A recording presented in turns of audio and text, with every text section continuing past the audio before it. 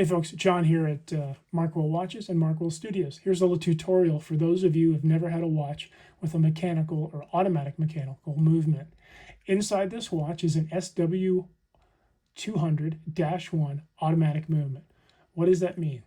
Inside the watch is a mechanical movement, like a little engine. It also has a little counterweight, a counterbalance to make it easier for you folks. When you wear the watch, the motion of the watch on your wrist, that counterbalance spins and it puts energy into the watch. There's a spring in there and it winds your watch. That's why they call it an automatic. So we've got a date and it's automatic. Surprisingly, that's where you get the word datematic. You'll notice the seconds hand is sweeping. It's going around the dial smoothly. A lot of you have probably had a quartz watch. Tick, tick, tick. That's battery operated. This is pure mechanics. They've been doing this for hundreds and hundreds of years. Watch this. Take this crown, pop it all the way out to the fully out position. So there's closed, date, and then out. You'll notice the second hand stopped. Well, why would you do that? Maybe you're a stickler and you want to set your watch to the second. You'd take out your cell phone. Maybe you'd set it to your microwave, your computer, and you'd wait till it's roughly, let's call it 10 o'clock and 0 seconds. And then you would go push this all the way in. Gets the motion going again. Okay, so now your seconds hand is moving. That's how you hack your seconds or stop your seconds and then set it. Now, what about that date? That date will automatically change over for you at midnight. So right now we've got the 21st, and it's 10 o'clock. But do we know if it's 10 a.m.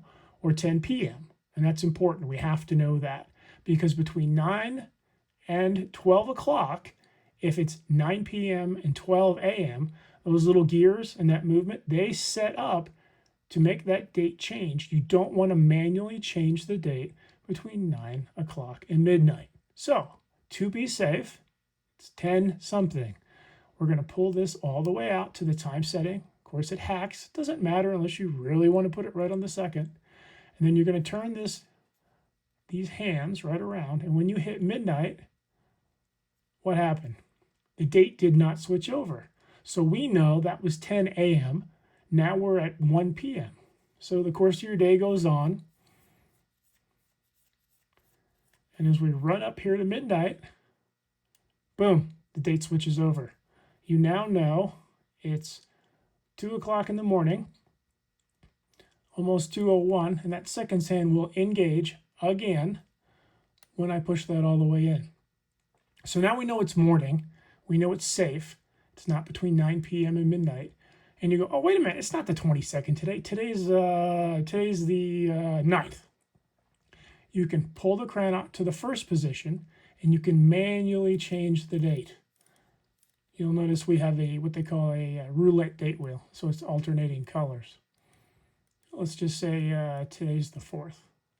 Boom, you're done. Your date's set. And for whatever reason, it's 2 o'clock in the morning. That's what time you decided to get up. Let's say it's 6 in the morning when a lot of the other folks wake up. So there you go. There's your 6 o'clock in the morning. There you go. That's how your datematic time is set. Remember that movement's in there. Saw the case back. There is the Kelly Green gold tone datematic used for contrast. So I hope that helps. Oh, last thing, sorry. You can manually put some energy into the movement. You give it a little bit of gas. You don't have to wind it a million times. 5, 10, 15 times at max. Put the watch on your wrist. Wear it through the course of the day. The movement will wind it. Everything will take care. Now you know how to set the date on the datematic. Anyway, there you go. John from Markwell Watches on how to set the time and date on your datematic.